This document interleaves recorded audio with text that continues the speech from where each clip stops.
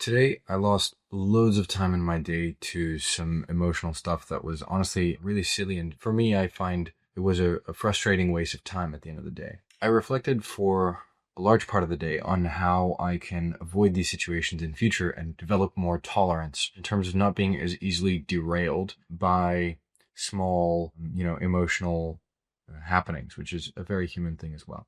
Now, my definition of tolerance here, I'm taking from Hormozzi's definition of mental toughness. You basically measure kind of mental toughness on a continuum of like, okay, when something bad happens, which, this does, that is a cost of life, how quickly do you take to return back to your baseline behaviors and productivity? And he breaks it down into four key components, and I'm just focusing on tolerance one, but tolerance, which is like, how much can you take before you're hit off balance? Fortitude. So when you are hit off balance, how much does your behavior change? Like, are you going to go start doing drugs and, sleeping 14 hours a day and give up on life? Or is it just kind of like you have a trouble focusing or something? Resilience. So how long does it take you to get back to baseline? And then adaptability. After this event, are you better than baseline was before, right? So are you more productive because you learned? Are you less productive, because like it just left an impact on you for a very long time? These are the four components. Now, I just want to talk about tolerance because I find that I think it's one of the areas that I need the most improvement. In terms of the other ones like resilience and adaptability, I think I'm quite all right. But I would really like to double down on this area of tolerance because sometimes things consume my thoughts in ways that ultimately are very frustrating to me at the end of the day, like today, when I didn't get as much work done because I lost so much time and focus and energy and attention to these emotions. Now, for context, I just woke up and got a message from somebody that I care about and is important to me, saying something that I felt was a little bit, let's say, not very nice.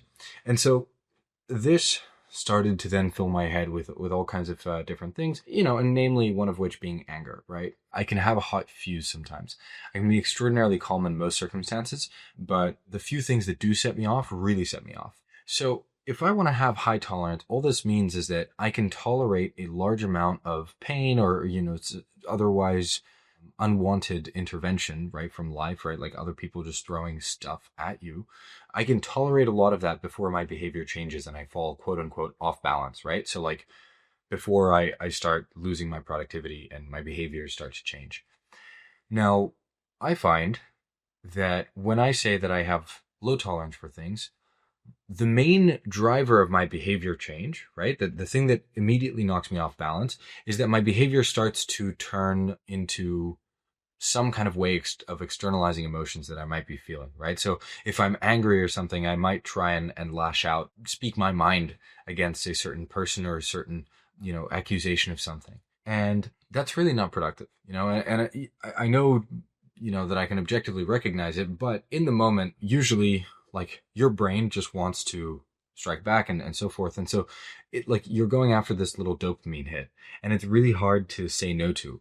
And I realized that is the thing that causes, the most kind of quote unquote lowering of my tolerance personally. And I think this is likely a similar thing for many people, but I don't know. But at least I speak for myself here. I have historically found it challenging to try not to speak my mind when I'm feeling very frustrated about something, right? Ultimately, it's a kind of stress response, right? And you want to fight back to reestablish some kind of power dynamic usually. This is like, I don't know, if you go to a very, very primal definition of why we lash out and why we get angry and so forth, and what kind of behaviors are associated with that, it's basically to reestablish a power dynamic in which you feel safer, right? So if you feel insulted or attacked, that can turn into anger very quickly because you feel vulnerable. And so the way to reassert your safety can be to strike back and therefore impose a more equal power dynamic in which you are at least equal or perhaps even superior. And so that's the natural instinct. Now, in today's world, this often doesn't really serve us, right? And especially when you're talking about like with people that you care about, you might get the instant gratification of forcing your comment onto somebody, but in the long run, you're just going to be, feeling a little bit guilty about it because realistically, you were more mean than you needed to be. Like nobody needed that comment from you. That doesn't help the world. And at least for myself, it's not the type of person that I want to be. The high tolerance person doesn't move, doesn't flinch. And so, okay, if that's the goal, and my main problem is obviously escalating too fast, the largest lever that I can really double down on is trying to work on my ability to not escalate. and essentially biting my tongue. And I realized that, like, I think this is the largest unlock, at least for me, where I am now in terms of increasing my own tolerance to unpleasant events. It's just being able to bite my tongue better. I think that alone is likely just going to help me stay in a lot more control. And I think the best analogy, or kind of like metaphor, if you will, is to try and keep your hands on the wheel and eyes on the road. You know, like if somebody is annoying you or chatting to you and so forth, it sounds really obvious, but when you're in the moment, I mean, I think most people give in to that kind of very simple and very human tendency, right? Which is to immediately act, or to immediately feel something, or to somehow let that change their behavior. But I think the more powerful thing is to be able to bite down on that. And I think today was one of the few times that I did manage to do that. And by the way, at least for me, even, you know, when I initially managed to not say anything, I still want to go and tell them what I think after. Right? I still have this urge to go and say all of the things I think. And I think actually the best way that I can develop this skill is by not saying that. And if I'm completely honest here, somebody might have, you know, somebody who I care about a lot might have a really misconstrued opinion of me, but I'm not going to work to correct that. In fact, the idea is that I want to let that go, and I want to not feel the need to correct it. That is really important. Over time, if anything, you know, I'll let my actions correct that opinion perhaps, but your words, you know, rarely win in an argument, right? And so if you want to win an argument, you have to show people, and showing people takes time, but arguing back and forth is useless.